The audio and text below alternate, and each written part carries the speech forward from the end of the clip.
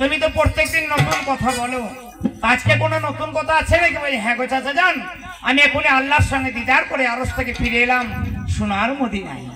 তো বললে কি জানো, আমি আল্লাহর সঙ্গে 90,000 কথা বলে নিলাম, নামাজ রোজা হজ যাকাত ইত্যাদি ইত্যাদি আদায় করলাম, আত্মায় হাতে দরুদ আদায় করলাম, এবং 7টা জাহান্নাম 8টা জান্নাত আমি ঘুরে দেখে নিলাম। তবে যখন আমি ফিরে এলাম ওই না মদিনায় উজু করে দিয়েছিলাম, দেখছি উজুর পানি ও কেমন গড়িয়ে। একটু দাঁড়াও দাঁড়াও ইয়া মুহাম্মদ, আমার নয়ন ভরে তোমায় দেখবো। উজু করে গেছিলাম, দেখছি উজুর পানি গড়িয়ে যাচ্ছে, বিছানা গরম আছে, শৃঙ্খলখানা নড়ছে। আর আবু জেহেল বলছে তোমার মাথা পাগল হয়ে গেছে, তুমি একবার পাগল হয়ে গেছো, এই কথাটা কখনো কেউ বিশ্বাস করবে না, আমিও তো বিশ্বাস করবো না, তুমি মিথ্যা বলছো।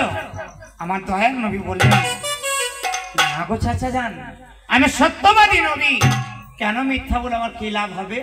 বলে এই কথাটা যদি আমি 5 জনকে বলি সবাই তোমাকে পাগল বলবে, বলে যাকে মন তাকেই বলো, আমার কোনো অসুবিধা নাই।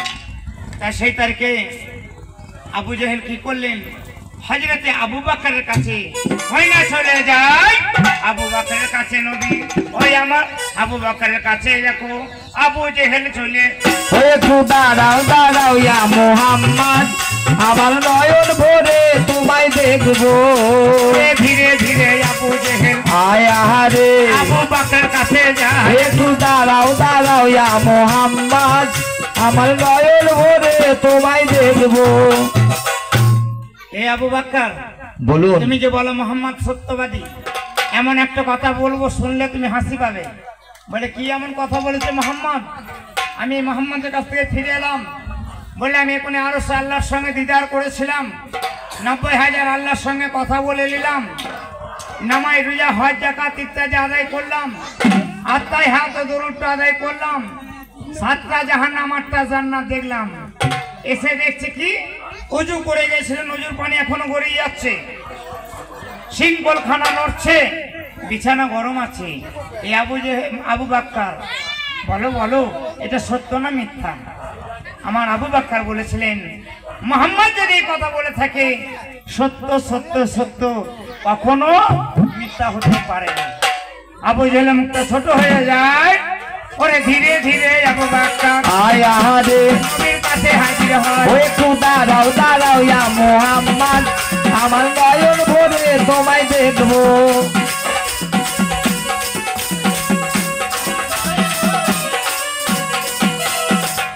আসসালামু আলাইকুম হযরত। ওয়ালাইকুম সালাম ওয়া রাহমাতুল্লাহি ওয়া বারাকাতুহু। ওয়ালাইকুম আসসালাম ওয়া রাহমাতুল্লাহি ওয়া বারাকাতুহু। বলছে আপনি আপনার লেগে শুনলাম নাকি আপনি আরশে গিয়েছিলেন, আল্লাহর সঙ্গে সাক্ষাৎ করছিলেন, দিদার করে এলেন, আমাদের জন্য কি করছেন? মানে তোমাদের জন্য এই 5 জায়গানা নামাজ, 30টা রোজা, হজ যাকাত ইত্যাদি ইত্যাদি। তা বলি আলহামদুলিল্লাহ খুব ভালো করেছেন। বলছে আবু বকর আল্লাহ যে কথাগুলো বলবে একদিন হবে সেটা পাক কোরআনের বাণী, আমি যেটা বলে যাব সেটা হবে পাক হাদিসের বাণী। আমার মুখ চাও, খাতা কলম নিয়ে এসে আয়া যে কথা আল্লাহ বলেছে কথা লিখে রেখে দাও। ও একটু দাঁড়াও দাঁড়াও ইয়া মুহাম্মদ, আমার নয়ন ভরে তোমায় দেখবো। আজে শোনো শোনো আবু বকর, ওরে বাবা রে আজে শোনো দিয়া মন। ও একটু দাঁড়াও দাঁড়াও ইয়া মুহাম্মদ, আমার নয়ন ভরে তোমায় দেখবো। মানে যে কথা আল্লাহ বলেছে কাগজ কলম নিয়ে এসো, লিখে রেখে দাও, তাকের মধ্যে সাজিয়ে রাখো, ভাবে জানা যায়। কাগজ কলম হাজির করলেন হযরত আবু বকর।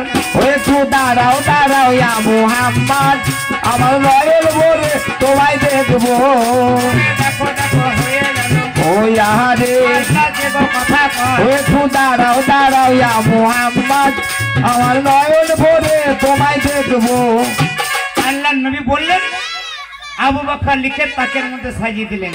এ আবু বকর শোনো, বলুন। এটা হলো পাক কোরআনের বাণী, একদিন নাজিল হবে, এখন হয় নাই। তবে কিন্তু মনে রেখে দাও, না পাকে হাত দেওয়া হবে না, বিনা উজুতে হাত দেওয়া হবে না, ভাবে জানা যায়। ওরে আল্লাহু আকবার বলে আজান দিয়েছে, সাহাবাগণকে সঙ্গে নিয়ে ও নবী নামাজ পড়তে যায়। ও একটু দাঁড়াও দাঁড়াও ইয়া মুহাম্মদ, আমার নয়ন ভরে তোমায় দেখবো ধীরে ধীরে আল্লাহ নবী আয়া রে আমার পরিবারে যায় একটু দাঁড়াও দাঁড়াও ইয়া মোহাম্মদ আমার নয়ন ভরে তোমায় দেখবো তাই বললেন